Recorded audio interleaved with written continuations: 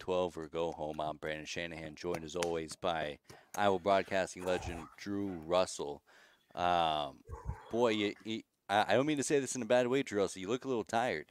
Brandon, I'm not gonna lie to you. I feel like I've been at like a week-long music festival, or like just a long, just you're going nonstop, and that's it. I'm tired from watching hoops in some kind of reclined position, either at my house or at other places. But I've Yeah, been working hard. You know how it is. I've been working hard, watching games. Got to be prepped for our show today. I got to tell you, I don't know if it's just like this is the first time I've like dialed into college basketball as much just because of this show. But man, what a fun first weekend of March Madness. Is it always like this, or is there extra juice this go around? I feel like every year has different storylines and narratives. This weekend, I think, was, per usual, pretty much, Brandon. You have some crazy games. You have some interesting storylines that arise out of nowhere. I mean, Kentucky losing to Oakland is top-notch hilarity. And if you were wise on Thursday night to try to go onto the Kentucky message boards after that game, it was absolutely incredible until the website broke down after about 10 minutes. That was unreal. Who knew that a 24-year-old Golke becomes like the face of March Madness? There's This nobody dude, better. I'm telling you, Brandon, this guy, he just looks like he's going to be a terrific certified financial planner in a couple of years. He's going to take care of your finances, has that vibe. But he out there Kentucky, cooking future pro NBA guys like it was none of his business. I mean, seeing him do that, NC State clearly a storyline as well. They're cooking a little bit as an 11, but this tournament always delivers every single year, Brandon. And amazingly, I just read today, viewership numbers record highs in the first in the first round and the second round as well. So clearly people are also around the country watching this product at a higher level ever, even especially considering a lot of people are cutting cords. They're trying to get, watching habits are changing like crazy. It's amazing. March Madness is not just withstanding the test of time, it's thriving even more in an era where there's a lot of competition for eyeballs. Yeah, I'll tell you what. I canceled my YouTube TV subscription after the Super Bowl. Or actually a little bit before the Super Bowl, because after a certain point in the playoffs, you get the games on network TV. And I was gonna bring it back on until football season. I'm like, I gotta get it. I gotta get the full picture. And I guess you can watch all the games on HBO Max now. Yes. That they nice. did a deal with Turner, TBS, TNT, and I think True TV. So that's kind of part of it. Of course, we discussed on a podcast a couple months ago about a new streaming platform coming out that, Turner, ESPN, and Fox Sports are kind of trying to merge all their libraries coming out later this year. We'll see what that price point is. But I do think that did help. No question about it. They want to draw eyeballs. And I think people like events traditionally that unify people together. And this is an event that whether you go to these colleges or don't, you usually know somebody who does. You might have an in-state team or just you pick a random team, but it's just such a unique and cool tournament. And that's why it does as well as it does, Brandon. Yeah, it was kind of fun. I have a couple of pals who are alum of Drake University in Des Moines, so I made sure to get after them. Like, your alma mater let the whole country down. Like we were all in agreement that Drake was going to be the Cinderella team. They might even push Iowa State. We talked about that last week. Yeah. And then they come out with another stinker. I mean, they went toe to toe with Miami, who went to the Final Four last year on like atrocious shooting from their star players. And now you think, well, that it can't be as bad as it was last year. And I'm like, oh, well, wasn't far off. No, tough. I mean, you and I both know Drake grads, Brandon. Tough performance from them on Thursday. And as an Iowa State fan myself, I thought Washington State I knew was going to give us a challenge, and they definitely did. But I also was kind of relieved in a weird way of like, we don't have this weird in-state game between a very pesky mid-major with a A guy that I think could be an NBA prospect, not just this year, not this year, next year in DeVries. And we got a good break, and we took advantage of it. And for the Big 12, 8 teams coming into this tournament, down to only 2, the top 2 risers at the beginning of the year and throughout the season, 1, 2 in the regular season. Houston barely making it, but they're in, and Iowa State able to mostly be okay through their first 2 rounds. But the other 6, Brandon, some heartbreak in some, and other ones really not much of a fight, or not as much as you'd hope so. Yeah, tough day for the agenda, I'll say. And I thought like 2 out of 8, that can't, that's not that bad. Because the thing with, the way that we talk about the Big 12 is that it's deep. It's got, the arguably the best team in the country in Houston, and then Iowa State certainly has a run for the best second team in any conference. And then you just go down the list. Baylor as the 3rd best team in your conference. That's crazy. Kansas, Texas Tech, BYU. Those are all crazy good, teams if you're going against the 4th, 5th, and 6th best teams in any other conference. But it is a bit heartbreaking to see, the Big Ten also got 2 teams into the Elite Eight. The Big East is thriving. The goddamn Mountain West even got a team in. ACC is doing pretty good as well. Clemson, who would have thought they would have, put on a run against Baylor? But yeah, bit of a disappointing weekend for the agenda. A lot of teams that I had Texas in my Final Four. That was for the agenda. We had talked about getting an all Big 12 Final Four. That one was a stretch. So I'm not too bummed. I would have liked them to have picked up the upset, but I mean the 7 seed, it is what it is. They gave Tennessee a run. Baylor, I am disappointed by. Yeah. That's tough. And that was another game where it starts off and you're like, okay, well Clemson's gonna run away with this. Then Baylor kind of sneaks back in through the back door, and you think maybe they'll pull it out, and then Clemson runs away with it again. So it is what it is. Other teams, TCU, I expected them to. I would have liked them to have gotten past Utah State, but then they have Zach Edey and the Purdue team next round. Kansas, I'm happy they won a game. Yeah. But run into a very low key Gonzaga team. So overall, just a tough weekend for the Big 12, but we're already looking forward to next year. We're already looking to see what Iowa State and Houston has up their sleeve.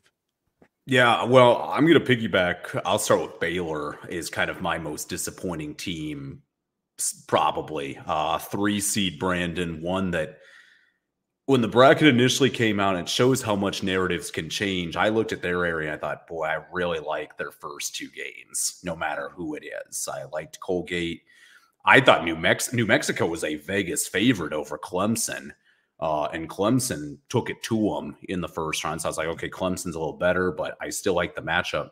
And Clemson's head coach, Brad Brownell, I mean, he came out, he said, Big 12 ain't the ACC. He really ripped the or not ripped it, but he attacked it. And I thought, I'm not saying players give a rip about it, but like if you're a coaching staff, you can use it as fuel as, hey, they think you're not anything. You go use that. And Baylor had opportunities. Jacoby Walter's been so good this year, such a good freshman. He's going to be a nice NBA player. He couldn't hit a free throw. They were down 2 into the game, 80% shooter. He missed both, Brandon, and that was kind of it. So disappointing performance from them. Kansas, you're dead right. I was just happy they got a win. Boy, the negative and the vibes for them in their first round game weren't good. And that was a wild game against Samford. That's one that'll be ultimately forgotten because Kansas won. But what an insane last couple of minutes. And look, let's be honest, Brandon. Samford had a clean block on that dunk attempt with about 10 seconds to go. I do think we were robbed of a little chaos potentially at the end of the game. But Kansas played very well. I thought Samford was underseeded, but KU I thought played really well in that win. But, for BYU, that was another team that stood out to me, Brand. It's just disappointing. Duquesne was a good team and clearly a deserving conference champ, but man, BYU was not ready to go. They didn't defend well, and Duquesne looked like they wanted to be there. And BYU, that first half did not look like they were prepared whatsoever. So mixed bag. I'm happy that Big 12 still has 2. Obviously, major talking point in terms of Conferences with success is ACC. After Virginia's nightmare of a first 4 game, the ACC took a lot of crap for 2 days. And then the remaining 4 teams said, you know what, we're just going to go combined 8-0 and get all 4 teams in the Sweet 16. So quite a performance from them, Brandon, and quite a weekend. But for Iowa State, took care of their business. And for Houston, we'll get into both those teams in a minute, but they took care of theirs. Not easy, but they got it done. Also, speaking of disappointing Texans, I forgot to update the sub counter this week. I thought about getting one more sandwich or getting one fewer sandwich to avoid anybody else out of this guy, but Mr. Count on Colt McCoy for that it's now been 12 sandwiches. Still have no sponsorship from Jimmy John's. We're working on it, seeing how many sandwiches it takes to get sponsored. I mean, this is inexcusable, Jimmy John's. This man's giving you free press every single week. Maybe they're just like, this guy's just going to continue to give us free press. Maybe they just were like, you know what, forget it. But I'd say, hey, this guy will sing your praises already. He'll go above and beyond for 12 more free sandwiches. That's just all I'm saying. Yeah, I mean, this is just the tip of the iceberg for what we can provide to Jimmy John's as a little counter and our little podcast. But I mean, like I said, all they have to do is, send me a card with unlimited sandwiches, and I will eat Jimmy John's every single meal for every single day until the wheels fall off. Oh, man, and I think I could go a long time. I think I have no doubt you could go a long time. I still think if I was a professional athlete, Brandon, I've heard about like Qdoba Chipotle. They've got they just have cards for athletes that you can just come in, get whatever you want, swipe this free card that they have, and you get a free meal every single time. And what I would do for that, Brandon, is just sick. Yeah. It'd be disturbing, to be quite honest with you. So, I mean, but shout out to Brandon Shanahan, 2 more subs. We're going to 50 by kickoff at the new year. I believe in you. Yeah, I have no doubt about it. We're on a good track. Haven't done the math, but I think it was two a week gets us there pretty easy. And I think we're at that track pretty hand and fist. I feel like this is going to be a big week. Getting one in on a Monday, that's a big deal. So we're on the right path. Last week kind of got thrown into a loop. We had a couple of catered lunches at the office, so can't turn that down. But this week, I think we can get back to work. Yeah, you got to get back to business, but I think 2 is a quality number, and you just got to keep on chipping away. And, boy, Brandon's suffering, ladies and gentlemen. Boy, he's just crying, forcing to eat more delicious Jimmy John's subs as he continues to get this counter up. He's suffering. Would just like to point out 12 Jimmy John's sandwiches, all Jimmy Cubanos, and the 50 that I had in my lifetime before, all Jimmy Cubanos. Haven't even wavered off of that. So, and that's what I'm saying. I could pull this off where it's every meal, every day. I can only imagine the rewards you're getting. Well, the rewards aren't that great. I know. It's after so many sandwiches. I've gotten a couple rewards, but they're just brownies.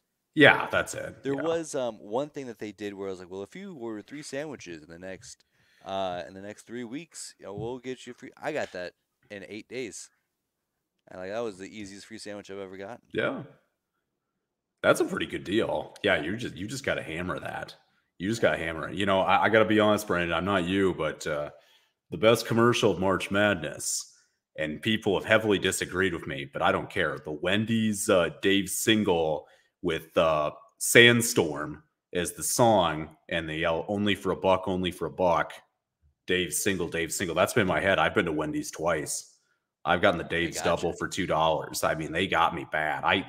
That commercial. It's a terrible commercial, but I can't get enough of it.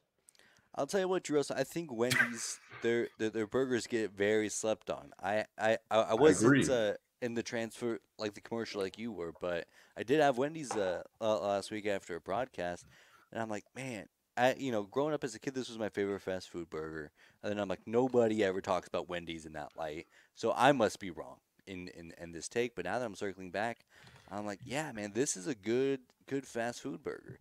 And it's not like Five Guys where they're crazy expensive. The fries are good. I mean, it's a good value and a good quality burger. Yeah, I mean, it's been awesome. I got Dave's double fries, $5, Brandon. That's a good deal. That's a good deal. But yeah, Wendy's. We might have to do a burger analysis sometime this summer of Big 12 schools and fast food chains around we got pretty wide geography to cover. That's true. But Wendy's, I think Wendy's is no question a top 10 fast food burger. I feel good when you can get a fresh Hot Dave's single or Hot Dave's double. I think that's tough to beat. I think it gets slept on. I think folks like to go, try to get outside the box. They talk about In-N-Out, they talk about Whataburger, Right. talk about Jack in the Box. And those are all fine burgers, Right. but like low key, like Wendy's hits. It's those old school chains that look, and they're hit and miss. Like you go to, for example, one of my favorite burgers is a Shake Shack burger. Okay, and Classic. I've never been to Shake Shack, Brandon, where I've had a bad Shake Shack burger. Like the quality is pretty much there across every one that I've been to. When you go to a Wendy's, another one I'll name that's a common chain is Burger King. You go to those type of places, you're not guaranteed you're going to get a perfect meal. Man, Depends on the location. I've had some bad Burger King experiences. Oh, 100%. Everybody's had a bad Burger King experience. But I also will say this. When you find a good Burger King that can deliver a juicy Whopper, and they get it right, it's just like this is how it's supposed to taste. A Whopper to me is a semi-elite sandwich. I think Burger King has a good patty. When they're on, they can compete. It's a big if. I mean, it's like going to the roulette table. You don't know what you're going to get. You're going to say, give me black, and it's going to spin that wheel. You might get red. You might get big red. But in this scenario, if you get black, then it feels great. And that's the same with a Burger King sandwich. So, I think you also got to know time and place because I do think, that my experience with Burger King's is, and same thing with Whataburger now. It's a regional thing, but boy, like those long nights at the radio station Perry, I would just drive on down to 141 and get one of those Bacon King combo meals from Burger King on the way home, because that's when it hits. Is when the problem is that you can't go there for lunch. You can't go there when you have an afternoon of activities. That's true. You gotta know. I could go eat In-N-Out. I could go eat Jack in the Box for a lunch, and still get back to the grind afterwards. But Burger King, Whataburger, no shot. That's a phenomenal point. Is how quick can you bounce back from that burger? Because Steak and Shake is another where it's really good. It's a terrific burger. When it's off, it's off. But Steak and Shake is a classic example of that. Used to be, that's a Sunday lunch meal because that thing is so greasy. The fries are it is tough to do anything afterward. It really is to focus. You feel it was worth it, but you feel a little gunky. You don't feel perfect at times. And you're right. What can you bounce back quick? That's a good point. Yeah, and McDonald's is one of those places where they got a little bit of both. Where if you go when you get a couple McDoubles, that's a good power lunch. You get after it, $5 you get 2 burgers, or you can go the quarter pounder, and that's kind of in that territory. It's I gotta be done after this. I gotta go be horizontal for a little while. Yeah, McDonald's is a wild card. Hardee's is an interesting wild card. Usually that's a burger that, again, when it's on, it is a unbelievable burger. And there's something that hits different about some of those fast food burgers that is kind of difficult to explain almost. It's really good. A Des Moines area staple, Bebop's, that's more of an Iowa deal, but that's a vintage. If you live in this state, I mean, it's a vintage good burger that's going to hit a little bit different. But man, I'm just saying, Brandon. I want to give a big shout out to my guy Dave at Wendy's. They did okay in their most recent promotion, and a burger of that quality for $2. You're not going to hear a complaint from me. You're not going to hear me complain. So big shout out to Dave. Yeah, Wendy's gets slept on. I do appreciate how on the drop of a hat we can just rattle off 10 minutes of content about fast food. I mean, what other Big 12 related podcast is putting out that kind of grind? It's not award winning. I know that. We're up for awards, ladies and gentlemen, potentially in the future. And we could talk fast food all day. So in fact, we're going to have to start. That sounds like a future podcast. It sounds like this is potential write-offs, Brandon, that you and I visit every college town and go to forget like people will say, well, you need to visit this restaurant, this restaurant. No, no, no, no. Brandon and I are going to your local Burger King, Who's and we're got going the to best see McDonald's in town? who's got the best fast food. That's what we Yeah. care about.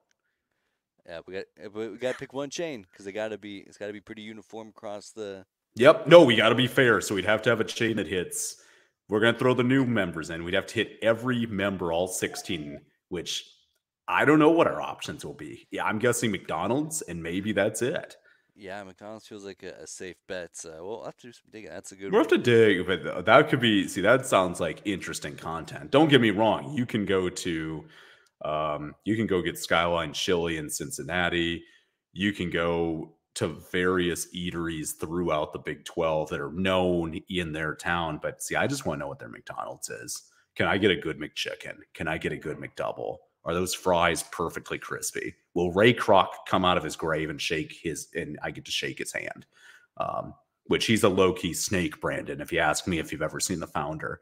But that's McDonald's is still a good burger. Speaking of snakes, I will talk Big 12 eventually in this podcast, I'm sure. But I started watching the second season of Full Swing, Oh yeah. and I mean, I, I'm so excited to get to relive this whole PGA Live experience and how they framed it up at first was all the propaganda that Jay Monahan was putting towards Live, and oh well, here at the on the PGA Tour you don't have to worry about your morality and this and that, and then just to turn your back on guys like Rory McIlroy who were really hung out to dry for the PGA Tour and those guys who turned down hundreds of millions of dollars just to be like, nah, you know what, we're gonna partner with these guys. That's brutal. Because when that came out, Rory McIlroy, of course, and I think I'm along with a lot of people, was the first person that came to mind for me. Yeah, That this guy, I mean, he absolutely stuck his head out in support of the PGA Tour, said, we're going to do it right. I'm not taking this type of money. And he was definitely blindsided. It's an interesting, it really is the ultimate capitalism question, Brandon, of, because I think I wouldn't have done it if I was in that position. I think I would have went the morals route.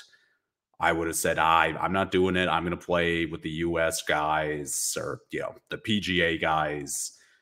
I'm not saying that there's not snakes in the PGA, and clearly there are, but on paper, they're better people than I guess potentially what's overseas. And then to get just blindsided like that would have to hurt. It would make definitely me wonder, I'm like, what if I'm that good? Why didn't I take the 50 or 100 million? They're just going to like a pretty easy payday. Why wouldn't I take that? Pretty wild. it's nuts, and the logistics of it, I can wrap my head around because there was a lot of talk like at that time where like just the PIF funds are so unlimited that they would have drained the PGA Tour dry with just the litigation going on and all that. Like, so I understand the move, but it's just the PR side, the optics side of you really, and I don't think that you have they had to put their feet in the ground like they did, pulling all this morality propaganda and this and that because I think the message is simple: is that we are the PGA Tour, we have all this great history. This is where guys like Rory and Tiger, they're planting their flag. We're the best, and we don't have to tell you that. It's just turn on the product on a Sunday afternoon, and it's gonna be whatever. It's gonna be so much better than whatever Liv's putting out there, and or any other competitor. Yeah. I mean, just the amount of time that they gave Liv, and then just to go all the way back around, and I don't know how Jay Monahan still is the commissioner of the PGA after that. Because I can make sense where he's like, I don't like the direction this thing is going. I'm gonna have to step down. And then somebody else comes in and they, the Brett Yormarks of the world, they come in and they're like, hey, this is business. This is where things are going. We got to innovate. We got to move forward. And so we're partnering with, this unlimited, fund. And so we think that's what's best for the sport. But the fact that, I mean, the optics of it are just insane.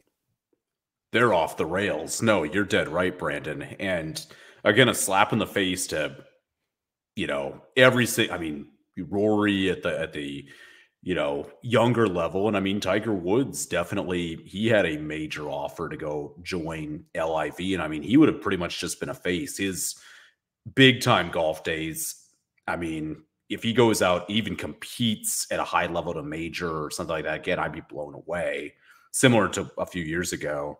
But he turned down a big chunk of money that a Phil Mickelson didn't. Phil Mickelson said, I'm taking this cash. Are you kidding me?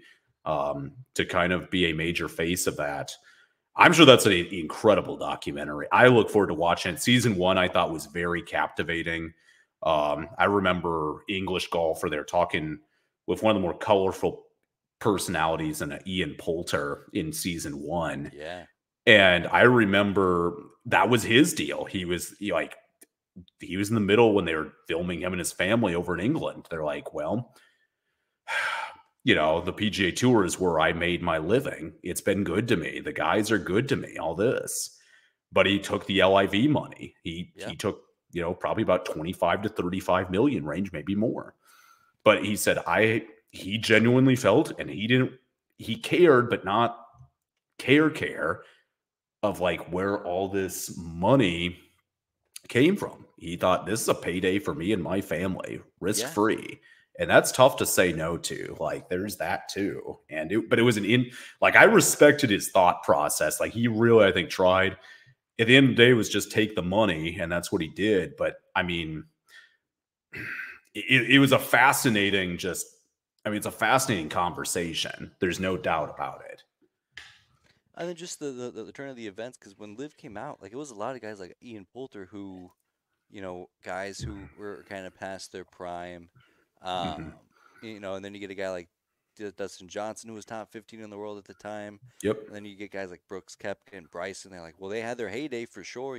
Brooks is certainly one of the best golfers of our generation, but he's also not been able to make cuts at these majors. And is it all just guys that are kind of cooked? And then they come. I mean, boy, what a year they had last year. And we haven't even really gotten to that in the documentary. A little bit of it in the first episode, but I mean, Brooks and Phil being tied to at the Masters last year. Brooks going on to win the PGA. Yep. Then they pick up John Rahm, who was the only person who finished higher than them in the Masters. And it's it's a crazy thing. It does make me mad because Live Golf has such a cool opportunity to do something special, and they're kind of pissing it down the drain. Because the only thing that's been intriguing to me is this team aspect to it. Because like watching Cam Smith and Phil Mickelson go 18 holes in a match for their teams, like that's incredible. That was the best golf I had seen in that month or whatever outside the majors. But then they would do that once a year.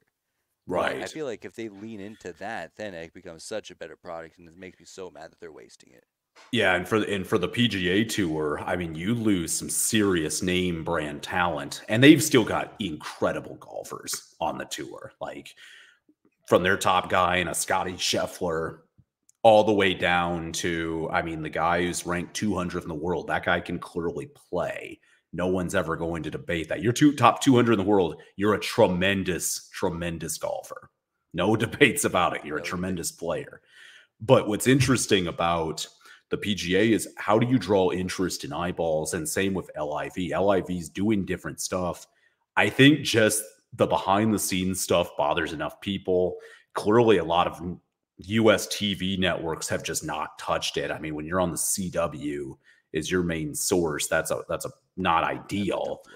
That's not perfect. It's not great when you're in the middle of a tournament and they said, well, we got to get to normal programming and just start showing a Modern Family episode from 15 years ago in the middle of a playoff because we got me programming. That's pretty hilarious. But for the PGA, they've got to get creative. I mean, the majors are a big deal, Brandon. We'll be in a couple weeks where obviously everybody goes nuts for the Masters, right? That's like a bucket list item for so many sports fans. I'm in that. You're probably at least curious and would love to go potentially at least once. The US Open Championship over in Europe, PGA, those are all big, but they need to make sure they're finding more marketing deals. The Waste Management Open in Phoenix is famous for how crazy it gets on hole 16 and almost more of like a festival party atmosphere than a golf atmosphere. They need more of that. They need to continue try to make some of these events unique. Do a March Madness style where they do once a year the tournament game where they start with 64 and they cut it down to 2 by the end of the week, and they're just doing match play. That's pretty fun stuff. That was awesome. And that's another thing I'm at. And the same thing with the Dell match play. They got rid of that, or they're not making Right. it a match play. What was wrong with having that one event a year? Because yeah, to your point, I mean, it's not like we love the Phoenix Open so much because it's this rowdy environment, but we love it because it's so much different than everything else that Yeah. Phoenix has to offer. The Dell match play event was such a different, breath of fresh air than just your normal 72 hole stroke play event. Cut it down to 54 halfway through. I mean, that's and it feels easy, Drew Russell. Maybe we need to split our time as co-commissioners of the Big 12, co-commissioners of college football, co-commissioners of PGA. But you do have to have the players buy in. And I mean, the PGA is paying more money than ever. Like it struck a nerve of we've got to find a way to keep paying players at a competitive rate. But you've got to draw eyeballs in. And there's some golf. I mean, if you're a big time fan of something, you're going to watch no matter what. But golf, I mean, the majority of people I talk to, how much you watch golf, either it's an answer of, well, it's the majors, sometimes occasional round or two, but usually not at all, or it is just maybe the Masters, and that's kind of it. And that's just talking to people who golf like personally on a regular basis that actually do play the sport. So it is interesting, and I agree with you. I mean, we should just start a consulting agency, Brandon. I think it sounds like B&D Enterprises need to have or BS and the Doctor. I think could be a very interesting effort as well. I mean, we could really do some interesting stuff as a consulting agency. I think so too. I think that's the move. So you got to that's our homework is to continue watching full swing because as soon as we get past these next few weekends, I mean we're kind of cooked as far as Big 12 content goes until. There's baseball. Don't worry, Brandon. We got baseball. We do have that. We have that going on. But yes, it will be more of our down season coming up. So you and I are going to have to get very creative. So we got to put on our thinking caps and go off the rails. I'm going to tell you that right now.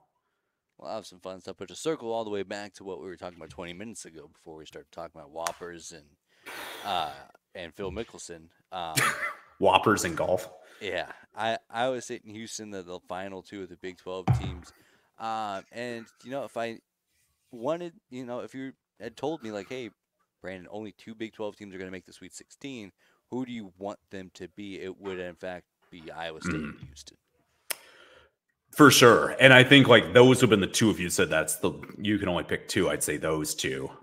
And for Iowa State, I mean, I was stressing on this podcast last week about their first game. South Dakota State, I didn't think was a joke of a 15 seed. And, Iowa State came out cooking the first 5 minutes, but South Dakota State withstood the early punches, and they were within 4 early in the second half. I never was hyper worried, but they showed fight, and Iowa State kind of came through. And then Washington State, physical team, tough team.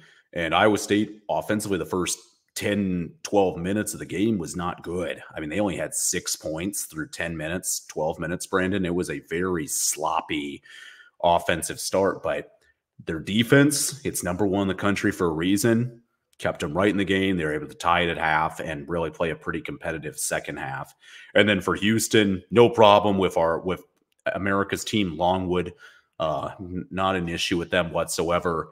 And then I had a gut feeling A&M just because of the in-state game. A&M I thought was kind of a weirdly sneaky team if they were on, could give them a bit of a game, and they sure did. 4 players foul out for Houston. They found a way to win it in overtime. I mean, you're bringing guys off the bench ice cold, hitting big free throws at the very end. And for Houston, a pretty gritty win to get to the second weekend. They're going to have a home court on paper, at least, coming up, playing in Dallas Friday and Sunday. But I'm looking at their bracket, Brandon, and both brackets for both these teams, and going to be really interesting. I like Houston's bracket more than Iowa State, no question about it. But Duke's going to be a very, very difficult Sweet 16 game. Duke's been ripped all year. People said they're not good. Boy, they look pretty good against Vermont, no problem. Took care of James Madison, who crushed Wisconsin, no problem. And I think can give Houston a game. They're a much better shooting team than the first two teams they played. And then on the other side, NC State's red hot. And Marquette, I think, kind of got lucky a little bit in their game against Colorado. I thought the Buffs had them for a little bit. Didn't. But they have a good bracket, but Duke's going to be a difficult game. And then Iowa State side, boy, that Sweet 16 game, that is a bananas game against Illinois. Top offense versus top defense. And then who knows what's going to happen after that. Two teams are red hot. Both teams only lost once in the last month. Tourney champs in each of their conferences. And on the other side, you have a national championship rematch in UConn and in San Diego State. And UConn, I pick UConn to win it all, Brandon. I don't say that proudly, but boy, they have looked like a just nasty. Like they were good last year as a national tournament champion. Got hot in the postseason. They were kind of average at times in the regular season. This team is just ridiculous. They went 2 of 21 shooting against Northwestern, still won by 20. And I mean, that scares me to death that they can pull that.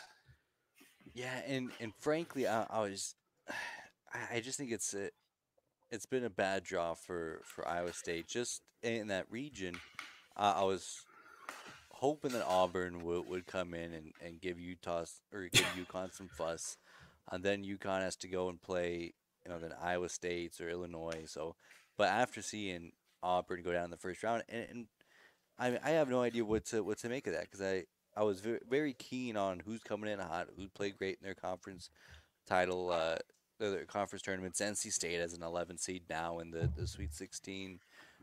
Illinois made a run in the Big Ten tournament. Now they're in the Sweet 16, and then you have teams like Auburn who cruise through the SEC tournaments, and now they're one and done.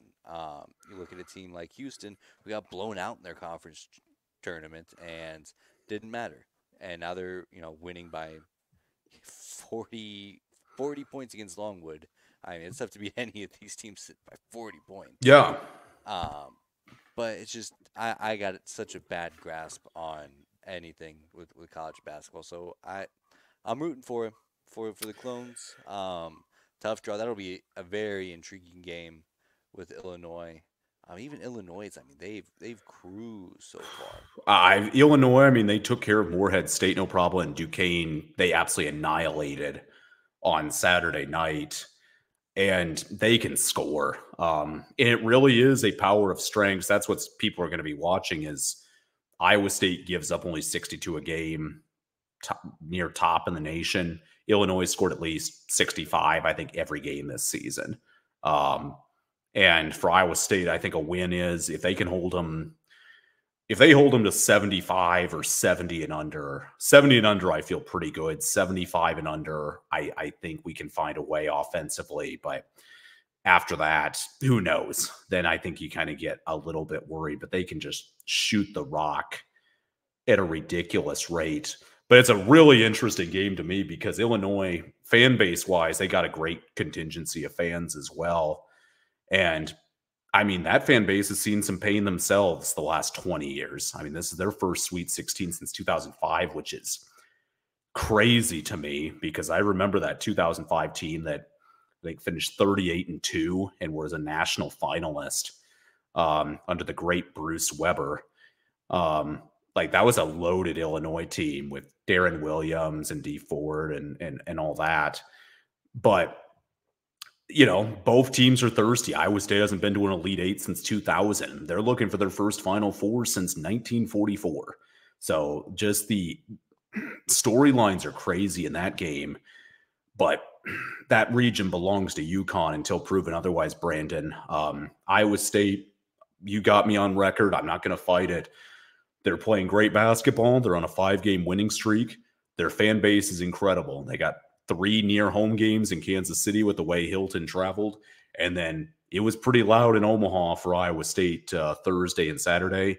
In Boston, Brandon, they're going to be a road team. Them or Illinois is going to be a road team. It'll be a neutral site game in the round of 16. I'm guessing both fan bases will get their fans there if they can. But, I mean, UConn's going to have a home court up there. And San Diego State's a good team, too, in that region. But that's, of course, just a filthy difficult matchup for them. But Dan Hurley, he's still mad, and I'm hoping maybe it's in the back of his head. He is still complaining to the committee about how much his team has to work of all the great teams. So maybe both those teams and Iowa State's in his head. Who knows? Yeah, that'd be great. We'll certainly feel a lot better about San Diego State than UConn, because they just feel like a buzzsaw right now. So yeah, it'll be interesting. I think it'll be interesting, but I mean, UConn, who knows? Klingon can really play. They've got Hawkins, who's a heck of a guard. They have shooters everywhere. I mean, they were up by 40 at halftime in their round 1 game, Brandon. They panned to Dan Hurley. And this dude's ticked off. He said, we didn't have championship focus the last 3 minutes of the half. He said, we didn't. And I'm like, this is crazy. Yeah. Like, they played a good first half. And people will hate him for it. In this tournament, he's dead right. If you take a play off or if you take a stretch off, you could be done. Mm-hmm. And he's not stupid to that. And I think it's why UConn's so good and so focused right now. But there's a lot of tournament to go, and for them. And then on Houston's side, who knows? Calvin Sampson, he's coached a lot of great teams, this Houston one included. He's going to have way more coaching experience than John Shire at Duke in that round of 16. We'll see if that has a little bit of a factor. I do think they have the best player in the court in Shed as well, just from experience.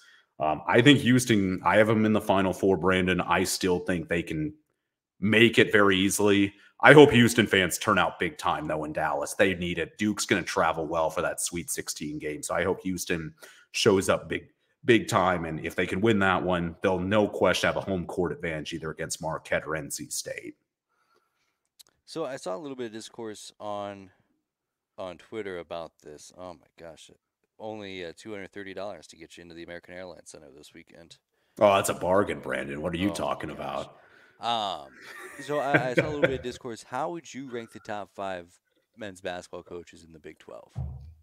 Ooh. Currently, I mean, if you're looking at just natural success, Bill Self still won, right? Yeah, I mean, can't deny that.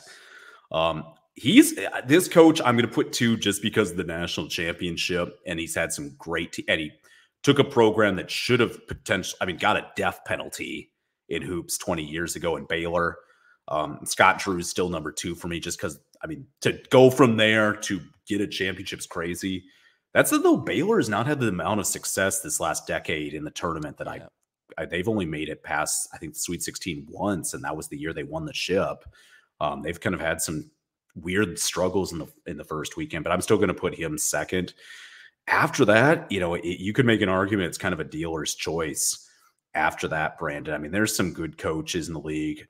I'm biased. I'm going to put Otzelberger in there for Iowa State. What he's been doing has absolutely been tremendous for the program, tremendous for the league. Jamie Dixon at TCU, I think, is a top 5 guy still. I really like what Jamie Dixon can provide, and he's a heck of a coach. So I think I'd put him in there right now. And then that last one, I think is kind of up for debate right now. We can go across the board. There's, I think, some interesting. Pope at BYU is a fascinating coach. McClassen at Texas Tech's an interesting coach.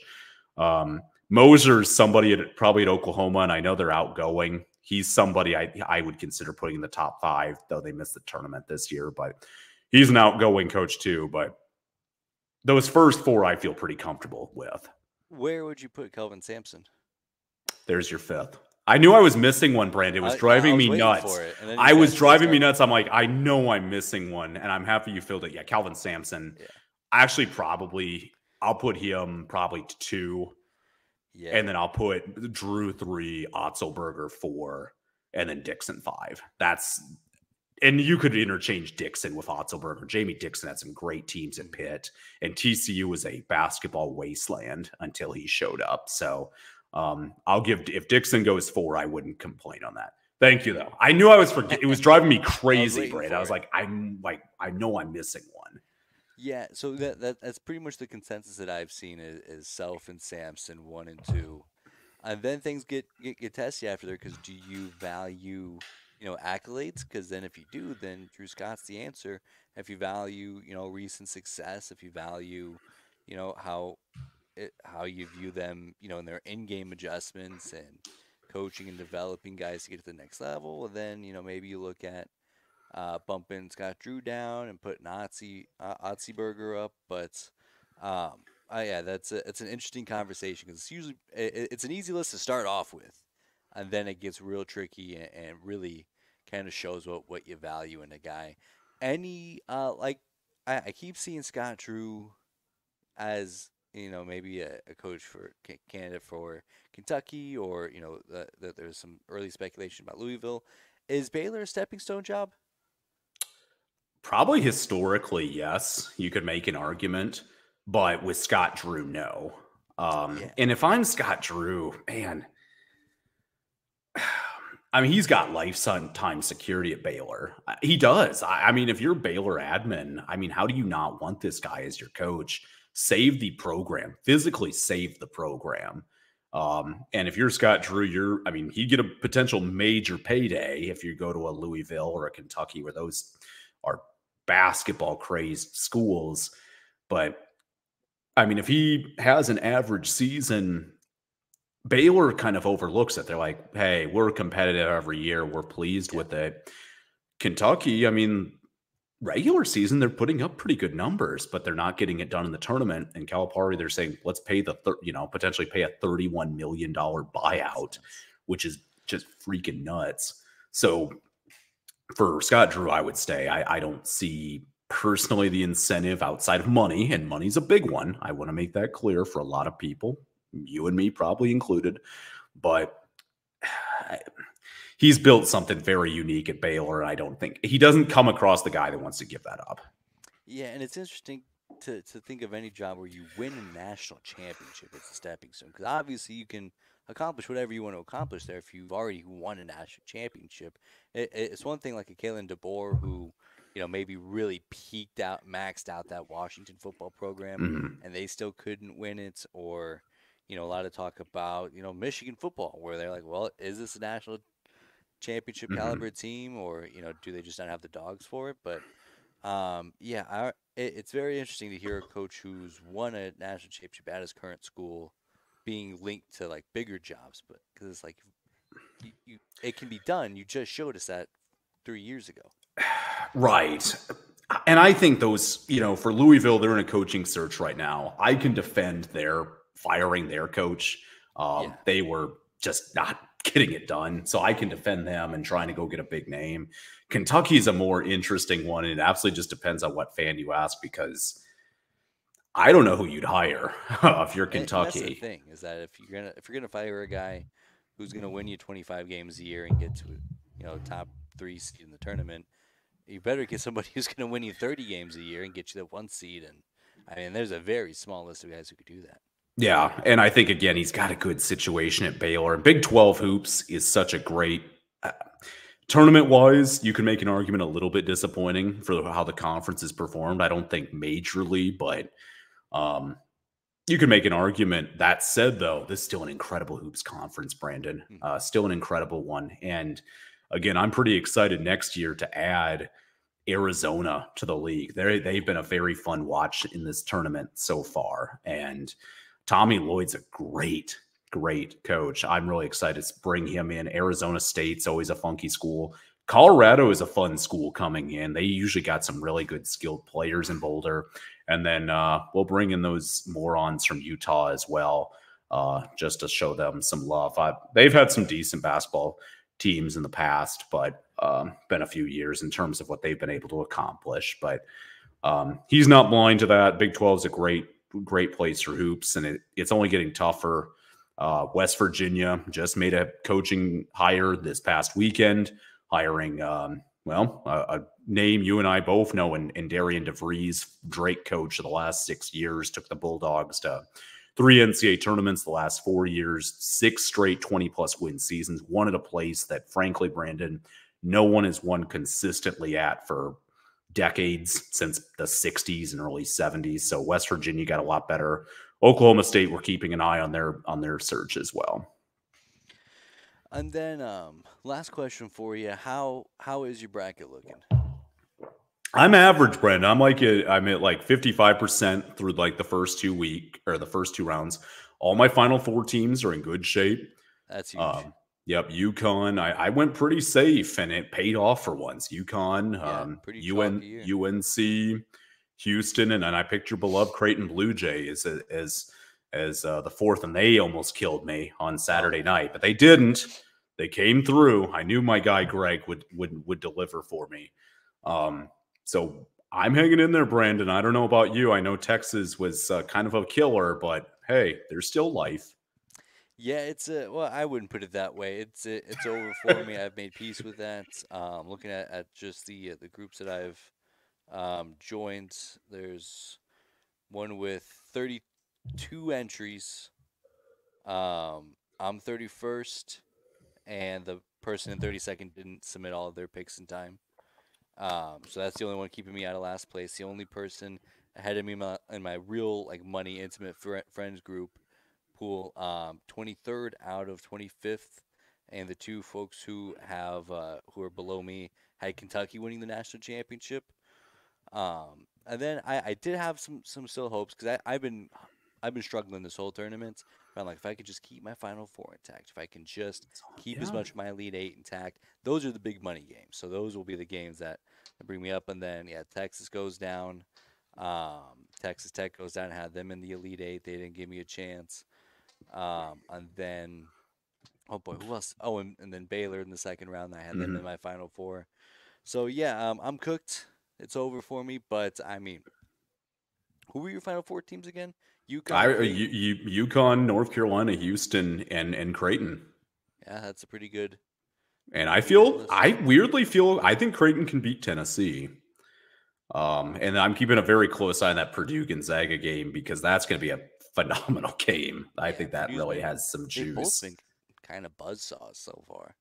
Gonzaga's been awesome. Like, eh, as much as I can make fun of Mark Few and crack a DUI joke every month about him, Gonzaga's level of consistency is absolutely incredible for a mid-major. What they've been able to accomplish this last quarter of a century, which is amazing. It's They've nuts. done literally everything but win a national title. I know they haven't won a national title, but they have done everything else. And a lot of teams, including my own personal teams, I would kill for that type of consistency to just win that much at a regular basis. So I'm hoping, Brandon, but what a weird year. All ones and twos are still in the tournament. I believe only the fifth time since it expanded to 64 team, fifth or sixth times in 1985 that all ones and all twos are still in play at the round of 16. So it's been kind of some people have been angry that there haven't been more crazy upsets. I'll say take a look at Yale beating Auburn, take a look at Oakland beating Kentucky. Those are pretty off the rails. There's been a lot of great finishes where maybe the higher seed is won. But I think it leads to better Sweet 16 and Elite 8 games too, where you still have those big boys competing. And the storylines are only getting better. I think there is not really one matchup across the board where I'm like, that would be kind of disappointing if that's an Elite Eight matchup. Like most of these across That's the true. board, no matter the winner, I'm going to be like, that's a pretty interesting game. That'll be really fascinating. That's such a good point. And yeah, I've heard that kind of sentiment too. But I think that you need to have years like this where the ones and twos make good runs, because then when once he gets upset in the first or second round, it makes it that much bigger of a deal. So I like having a year where it's pretty straightforward. Well, I mean, because last year was crazy. That was the nuttiest. Like, if you want stupidity and upsets, last year was your year. Where you've got, I mean, UConn was the highest seed team in the Final Four, and they were a 4 or 5 seed. San Diego State. I mean, when you have a San Diego State Florida Atlantic Final Four game, that's insane. That's nuts. Like, Yeah, so we need to get back to to a Gonzaga, or not even that, like a Marquette and Duke or UConn. Yeah, right. So I haven't really complained that kind of the big boys have hung around this year because I mean last year was kind of weird. It was fun, but it was a different Final Four. I kind of like heavyweights kind of hanging in there sometimes. Um, but man, I'm looking at these 12 games coming up in the Sweet 16 and the Elite Eight, and the potential's off the charts. It really is, Brandon. And I think we've enjoyed the men's tournament. The women's tournament's been absolutely incredible as well. Big 12's been hit a little harder in the women's tournament. Not as many teams make a deep run. Texas, I think, is the only one in the round of 16 at the time of this recording. Oklahoma's still to play, but it's kind of amazing just the talent in this league, the talent in this country, and it'll be exciting going forward just how everything pans out. And you and I know are both looking forward to certain Washington Post articles coming out this week as well. That's going to be interesting, involving former Big 12 coaches. So that should be interesting. Yeah, I'm just going to say I will overlook a lot of character issues if you beat Iowa. So that's where my morality stands. Boy, it should be another fun weekend. Hopefully we get some rest in between now and tip off this weekend. Any final notes? Hey, enjoy this. Enjoy this, ladies and gentlemen. This is really one of the great times of the year. You've got this Final Four right after that. You have the Masters after that. And, oh, by the way, baseball opening day is coming up this week as well, which that seems to have been kind of swept under the rug nationally. Like, that to me is interesting. And we didn't dig into it today, Brandon, but boy, there was a major story regarding, the face of the league that's come out in the last few days regarding a potential Pete Rose situation with our beloved Shohei Ohtani. So I'm amazed you and I were both professionals today and didn't crack any jokes about it. So kudos to us for being mature, but that's something to keep an eye on. But should be a heck of a week. And for Houston, Iowa State, we could be talking about them being in Phoenix, or we could talk about heartbreaking losses. It's going to be one or the other. I can about guarantee that when we talk again next week.